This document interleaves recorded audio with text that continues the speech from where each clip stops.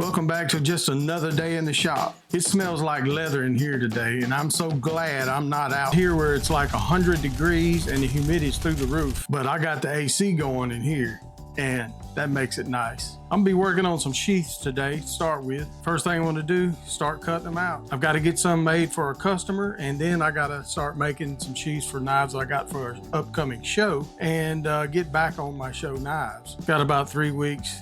I got to get moving. This is the set of knives that I'm making sheaths for right now, and I'm gonna go ahead and start cutting them out. Oh, I'm sorry. Just a quick tip for you. What I like to do before I start fooling with my leather is clip my fingernails, because if I don't, I'm gonna have it all dinged up before it's over with. There'll be little gouges and fingernail marks in my leather. So I do a little manicuring.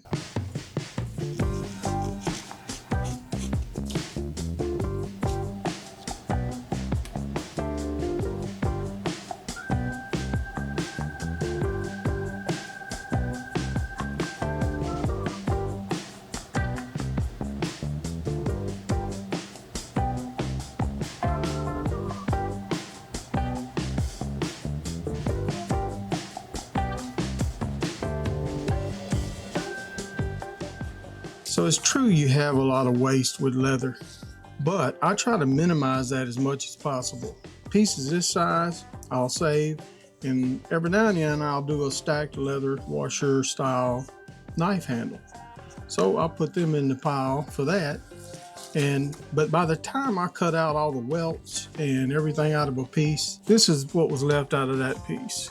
So, and a lot of this is not usable. It can be used for welt and some more double welt material here because it's good and thick, or leather washers. It's just a necessary evil. And this stuff is really too small for me to use, so it goes to the trash can. And I've said this before, I'm not a leather craftsman. I make the sheaths for the knives that I make, but that's about it. I've only had a couple sheaths made in the last 30 years for my knives, and I've made the rest. But you know why I'm not a leather craftsman? I despise it. But I'm not out there in that 100-degree heat with a forge running. I'm in here where it's nice and cool. Plus, I can watch a movie. I'm about to put in The Hobbit. It's like working in the house.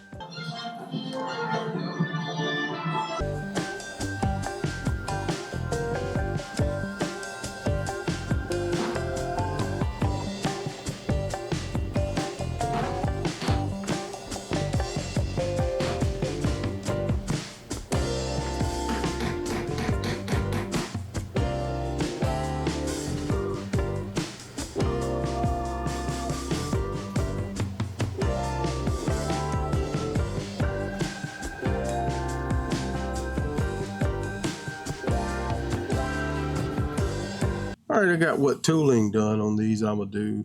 These are all custom ordered knives and have initials on the sheaths. And so now I'm ready to put the welts in. Now these are pouch style sheath, and the knife will go in along with the guard. And when I make a sheath like that, for a knife like that, I double welt, and I do that all the way down to where the guard seats at the bottom. But I taper that off. I bring it in here and taper it down. I don't know if you can see that, but it's tapered down. And I do that on a belt grinder. You can do it with a knife. I'm gonna go ahead and put these welts on and get them glued up, get them ready to sew.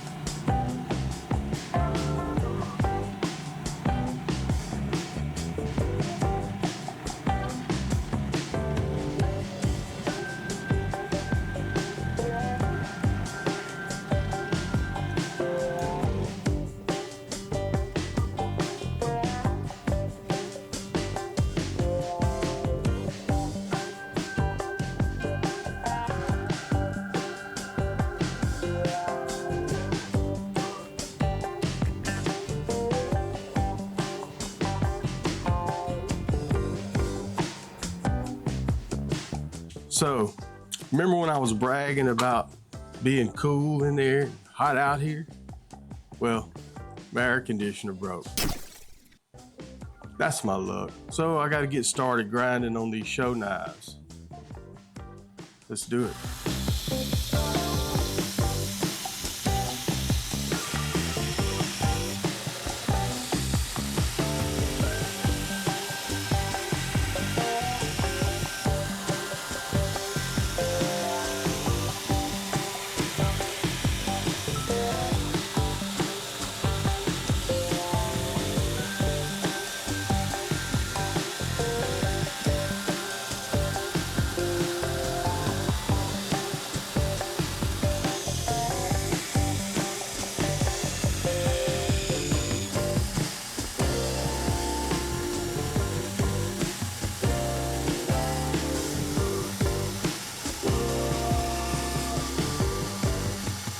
Quick break. I wanted to go over something with you on the rest that I'm using while I'm hollow grinding. When I'm hollow grinding these blades, I like to establish the hollow grind on a rest. I have very good control and I can put a lot of pressure, but I want to show you something specific about this rest and why I do it. So let me bring you down here. All right, so if you look here, you notice that I got this rest here. I use a short rest when I'm using curved blades so I can follow the contour of the blade easier. You know, because I'm on a rest, I gotta have a way to turn it and stay on the rest. But if you notice, my rest wraps around. I do this on all of them, and this keeps from having a blade get pulled down in here. If that happens, you ruin it. This won't let that happen. Very important. I really like doing this, and I've got all of my rests this way that wrap around, and just a little safety. You'll save a blade this way. All right, so back to grinding, but hang around. I got to show you something about one of these knives that's going to cause it to go to the can. It's no good. But I'm going to show you something that you can't see hardly with your naked eye, but it's there, and I'm going to show you why it's there and how it happened. All right, so I got all the blades up to 220 grit. I actually have the skinners up to 600 grit, and they're ready to hand sand. I wanted to show you something with one of these blades. I like to come in here and color them each time I go up in grits. That way I can see scratches, previous scratches, and get them out of there by just taking a blue marker, Sharpie, not using expensive Dykem or something like that. Just mark it.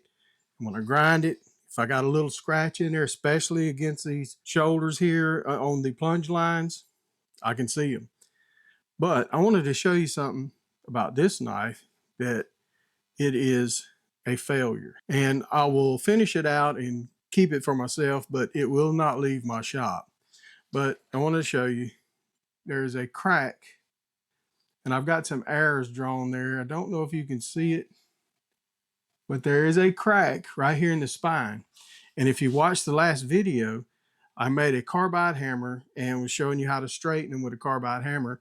And I've had this happen before, and it will happen if you're not careful.